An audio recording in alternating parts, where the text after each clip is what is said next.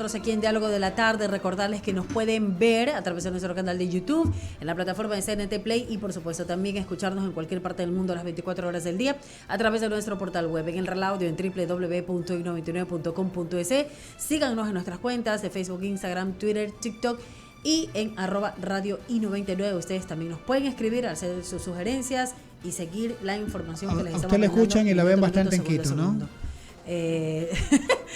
Sí. Okay. Está con nosotros el doctor Wilson Tenorio, el presidente de la Federación Médica Ecuatoriana. Con él tenemos bastante que conversar. Doctor Tenorio, buenas tardes, bienvenido, gracias por acompañarnos. ¿Estamos bien con la toma del doctor Tenorio? Ayúdeme, por favor. Doctor, ayúdeme centrándose apenitas, un poquito Póngase más en el medio, el centro de la mitad. En el medio del centro de la mitad. Ahí estamos mejor. Gracias, doctor, por estar con nosotros y bienvenido, como siempre, a estos micrófonos. Arrancamos. Gracias, buen día. Le saluda Mauricio Casa, doctor Tenorio. Gracias por compartir estos minutos con nosotros. Entiendo que ustedes, como Federación Médica, han tenido un análisis con relación al decreto ejecutivo que permite el porte de armas por los hechos ocurridos en algunas casas de salud en estos últimos meses. Y están implementando una especie de documento, una especie de código que sí me gustaría, por favor, que nos ponga en contexto para de ahí, evidentemente, seguir con la entrevista. Adelante, por favor, ¿en qué consiste este código? Bueno, el código no lo propuso la Federación Médica, porque hay algunos por ahí, buenas tardes primero, y obviamente que salen como que un código va a resolver los problemas de inseguridad, y eso no es así. El código fue consecuencia de una declaración que nosotros formulamos en el mes de octubre del año pasado, cuando ocurrieron los nefastos sucesos en las unidades de Bastión Popular, cuando se incursionaron, incluso dejaron los rastros de cuánto habían averiado esa unidad, con vidrios rotos, en fin. Y nosotros propusimos en esa ocasión que los pacientes sean trasladados a hospitales de las Fuerzas Armadas, hospital militar, hospital territorial, hospital de la policía, hospitales navales, en fin. Pero en todo caso, esa fue una sugerencia. Luego de ello se implementó el Código Plata, que eso es del Gobierno Nacional. El ministro ha dado ya las directrices, pero tiene que ver en relación a la acogida, al traslado, a la salvaguarda de un paciente que haya tenido algún tipo de antecedente delictivo y que necesita hecha la aclaración, doctor, nos puede, por favor, ya nos ha indicado el espíritu de la medida. Hay algunas cosas de repente que analizar, ¿no? Porque, por ejemplo, una persona puede llegar con una herida de impacto de bala y no se sabe a ciencia cierta apenas llegue a la casa asistencial si esa persona es prontuariada o no, porque inclusive puede ser una víctima de una persona que nunca ha tenido ningún problema con la justicia. Entonces sí me gustaría, por favor, que nos ponga en contexto esto de acá, ¿no? ¿En qué consiste exactamente ese código de plata? Inmediatamente, que basta que sea un herido de bala, se activa el código plata. Han habido más de una docena, 18, 20 casos de códigos plata de gente avaliada, heridos por armas blancas, y inmediatamente se activan los protocolos, que eso es ya competencia de las autoridades de salud y de los directivos, del personal que está a cargo. O sea, lo primero evidentemente es informar a la autoridad competente de que a esa casa asistencial ha acudido una persona con herida de bala. De ahí parte todo. Claro. Se activa directamente a la Policía Nacional, y es lo que estamos nosotros sugiriendo ahora para ya complementando, que haya la contratación de un sistema de seguridad, de una nueva plataforma de inteligencia artificial, para que reemplace al que tiene el 911, que está como que no está modernizado, necesita ser actualizado. Esta plataforma, este nuevo sistema de inteligencia artificial, desde el instante que una persona cualquiera, sea o no sea herido o lo que sea, ingresa con algún elemento de metal, inmediatamente se activan las cámaras, se los detecta, así esté el arma esté prácticamente en pedazos, lo recompone, lo reconstituye y ya se da el alerta. Identifica rostros, se conocen las actitudes sospechosas.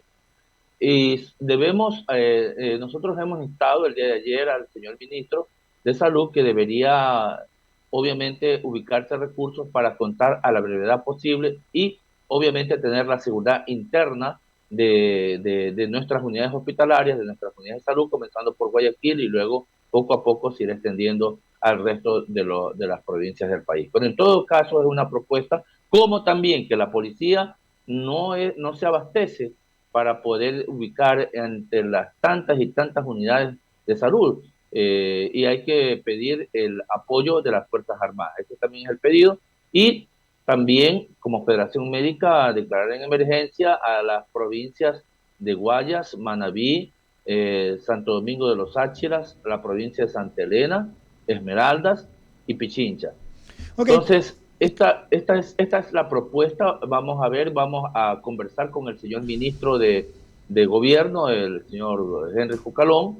Ya se ha hecho el pedido de audiencia y vamos a tratar de consensuar nuestros criterios con los que tenga el espíritu que tenga el gobierno nacional. Estamos conversando con el presidente de la Federación de Médicos del Ecuador, el doctor Wilson Tenorio. Gracias por contestar mis inquietudes. Leonidas Castro tiene más preguntas para usted. Leonidas. Doctor Tenorio, gracias. ¿Cómo está, doctor Tenorio? Buenas tardes. Doctor, quería conocer en la parte que tiene que ver con la situación de los médicos en los hospitales. Habíamos escuchado incluso que hay casos de vacunación. ¿Es real aquello que hay tipos ya de vacunación dentro de los médicos que tienen en el sector público del país? ¿Es correcto aquello o no está confirmado? Los médicos rurales han hecho llegar a la Federación Médica Ecuatoriana, la Asociación Nacional de Profesionales de la Salud Rural, los intentos hasta de abuso sexual, los impactos de bala recibidos por los vehículos donde ellos se trasladaban y una serie de situaciones que verdaderamente a veces lo que está ocurriendo en la provincia de Esmeralda es sumamente terrible. En algún momento se nos decía, ¿por qué no protesta la Federación Médica? Han puesto una persona que no es médico al frente. ¿Por qué no sale la Federación? Y ahí está. Se puso a un militar en servicio pasivo y él pagó los platos rotos. Y eso que él tenía un adiestramiento muy bueno. Hechos como el que ocurrió hace unas semanas atrás con la ingeniera Natalie López, una distinguidísima profesional de altos quilates, abatida por sicarios, obviamente, por no ceder ante las propuestas de grupos hegemónicos y grupos que se creen dueños desde hace muchos años de ciertas parcelas, de ciertos sectores, de ciertas contrataciones. Pero eso no me toca a mí analizar, eso le compete a la justicia, porque ahorita estamos en riesgo hasta por emitir estos criterios. Doctor Tenorio, y a propósito de los hospitales, ¿cómo está la situación del trabajo de los médicos en cuanto a tener suficientes medicamentos, la atención, la falta de profesionales? ¿Cómo están en este tema? ¿Han ya dialogado con el gobierno, con el ministro de Salud? ¿Cuándo se resuelve el clamor ciudadano de la falta de medicina en los hospitales? Nosotros declaramos una tregua que ya data ya 2 años, tiempo prudencial. Ya esta luna de miel se termina y obviamente ya diagnósticos ya tenemos suficientes, queremos resultados, queremos soluciones porque nuestros pacientes no esperan. Medicina cerca, que yo lo dije desde el principio, no es nada nuevo lo que implementó el gobierno en las principales ciudades, en los principales hospitales del país, porque volvíamos y manteníamos el mismo problema en los sectores urbanos marginales, en los sectores rurales, y solamente los medicamentos con los cuales se está trabajando en medicina cerca o medicina ya, como sea el programa, es con ciertas moléculas farmacológicas, con ciertos medicamentos, no son con todos los fármacos. En todo caso, no hay que poner y ser tecla brava y ponerse a vociferar y estar en la oposición, no, simplemente aunar esfuerzos conjuntos, como se lo he dicho al señor ministro. Vamos a recapitular, hacer una decisión política en el cambio en el sistema de salud, un cambio de 180 grados. vamos a seguir en esa onda de diálogo, pero obviamente queremos dejar puntualizado que con la Seguridad Social, hasta ahora, a pesar de las audiencias solicitadas, estas a veces han sido suspendidas justo 1 hora antes o 2 horas antes de la misma audiencia. Nosotros teníamos cita allá en Quito y nos significa a nosotros de nuestro peculio ir por gusto a veces a estas audiencias fallidas. Ok, doctor. Silvia Favara tiene más inquietudes. Adelante, Silvia. Doctor, hablábamos hace un momento el tema de los protocolos, del Código Plata y todo eso. Más bien enfocado en el tema de la seguridad de los pacientes con respecto a esas malas experiencias que pasó, el tema del paciente que fue baleado al interior del hospital, pero ¿qué hay con respecto de la seguridad a los funcionarios de los hospitales? Recordemos el tema de la directora del Hospital Teodoro Maldonado, que hace algunos días fue asesinada, y muchos otros funcionarios de los hospitales también que sus vidas corren en peligro. ¿Cómo funcionan estos protocolos? ¿Tiene usted alguna idea de esto? El protocolo, el Código Plata, vuelvo a repetir, tal como lo indiqué al inicio de esta entrevista, es para el paciente avaliado, el paciente que está en riesgo, paciente que ha sido amenazado, paciente al cual, a pesar puede ser el asesino más cruel, pero que tiene por la cuestión de los derechos humanos, no se le puede negar la atención. Entonces, ahí se activa el protocolo, vuelvo y repito, alertando a la policía, alertando a las autoridades para buscar sitios de acogida, ponerlo a buen recaudo. Nosotros habíamos planteado en algún momento que el hospital Alfredo J. Valenzuela, que está estratégicamente bien ubicado en una parte alta, que ahí donde se puede observar quién sube y quién baja, pero son sugerencias, no solamente nos ponemos en el plano de criticar y poner por las redes sociales. Estamos dando alternativas como las que estamos señalando ahorita, señalando que se contrate inteligencia artificial, un sistema nuevo con plataformas, porque el ECU 911, el actual sistema, la tal plataforma que cuenta esta entidad es obsoleta. Algo que usted ha dicho y es clave, porque obviamente a estas alturas del camino la tecnología juega un papel importantísimo. Con respecto al tema del decreto, del porte regulado de armas, estos mecanismos, esta tecnología puede servir de mucha ayuda, porque también, muy aparte del tema de pacientes que puedan ser amenazados, estaría el riesgo de alguna persona que quiera ingresar al hospital, o podría ser el caso de algún médico que de repente, aún así, teniendo sus documentos, de repente ingrese el arma adentro de las instalaciones. Entonces, sí son estos equipos, digamos, importantes para poder filtrar, para poder saber y llevar una cuenta o que no se permita el ingreso a los hospitales, porque si bien van a haber regulaciones donde hay lugares donde no se van a permitir, pero eso, a menos que se desarrolle una tecnología para poder verificar, digamos, el revisar manualmente puede prestarse también para muchos errores y equivocaciones. Por eso es que nosotros hemos señalado que frente a no tener nada para la defensa, por lo menos se tiene algo. Los servicios externalizados de seguridad, los empleados, los guardias, solamente algunos cuentan con un pequeño tolete, otros sin nada. Esto permitirá armar a las empresas que están responsabilizándose de la guardianía de las unidades operativas para tener métodos o medios de disuasión. Hasta ahora llegaban todos, entraban, irrumpían, habiendo toda una gama de guardias, porque este es un servicio externalizado, no podían amedrentarlos, dada lo sofisticado de las armas que portan estas personas que irrumpen de un momento a otro en estas unidades operativas. Entonces, hoy por hoy, esa alternativa de portar armas y específicamente al sector externalizado de guardianías de las unidades hospitalarias, unidades de salud, para nosotros es algo conveniente. Doctor, ahora yéndonos un poquito al tema de la salud, porque siempre es importante aprovechar pues que estamos conversando con un médico. El tema de las enfermedades estacionales en estos momentos, generalmente es típico de esta época de invierno, estas enfermedades respiratorias, pero ¿cómo está usted que palpa, que tiene el acercamiento? ¿Cómo están esos casos? ¿Qué se ha presentado? ¿Qué se ha incrementado?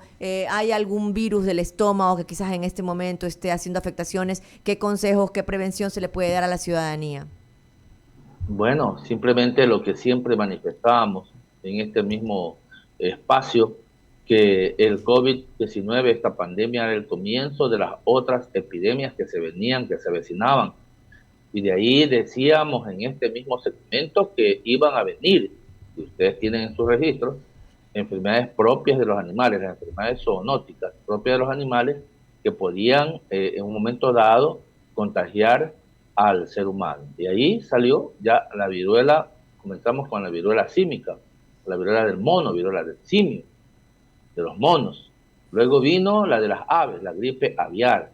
Hoy por hoy, cuando no tenemos un servicio de erradicación de la malaria, de erradicación de vectores, dengue y merengue. Dengue, altísimos datos epidemiológicos, pero por sobre todo tenemos las epidemias estacionales clásica. Por eso cuando hablábamos en algún momento dado, ya no estamos en pandemia, no estamos en sindemia. Sindemia es la base del COVID-19 que aún no se va y que cada vez muta y presenta nuevas variantes con nuevos personajes, más las otras epidemias por influenza, por virus sincitial respiratorio y sumado a lo que ocurre actualmente también en el vecino cantón de Durán, leptospirosis y salmonelosis, enfermedades gastrointestinales, debido a que obviamente la recomendación que usted me pide es que no tiremos al tacho todo lo que aprendimos durante la pandemia. Esta cultura de la bioseguridad es importante, lavado frecuente de manos, con los alimentos bien cocidos, agua hervida, evidentemente, y proteger nuestros alimentos, los recipientes donde vamos a ingerir, porque las orinas, las micciones de los roedores son uno de los principales medios de contagio de esta enfermedad como la leptospirosis. Doctor Tenorio, con respecto a temas estomacales, estas temperaturas muy calurosas, con mucha humedad, hacen que inclusive a veces muchos frigoríficos o refrigeradoras no enfrían bien y los alimentos, aquellos también que se dejan mucho tiempo en la cocina, con el calor se dañen. ¿Cómo está ese tema de las enfermedades estomacales? Eso es lo que nosotros llamamos enfermedades hídricas. Estas enfermedades provocadas justamente por estas alteraciones, por estas aguas contaminadas, esto es lo que produce estos procesos diarreicos gastrointestinales. Por eso vuelvo y repito, es importante que sigamos manteniendo y decirle a la ciudadanía no a la automedicación. Lo que le hizo bien a fulanito no le va a hacer a usted bien. Tiene que acudir inmediatamente frente a un proceso infeccioso, primero para determinar si es una enfermedad viral que cura espontáneamente y simplemente damos tratamiento paliativo. No es que, y la otra es las enfermedades bacterianas. En las virales no se debe dar antibióticos, en las bacterianas sí. En las virales esperamos los 2-3 primeros días en que ya nuestro sistema inmunitario ya responde y damos solamente frente a las enfermedades virales para la fiebre, medidas, medios físicos para bajar también la fiebre, abundante líquidos, una dieta adecuada. En las bacterianas ya entramos de una, pero ese diagnóstico, esa diferenciación la hace el facultativo. Por eso decía, está con fiebre, escuchó a la vecina que le hizo bien tal antibiótico.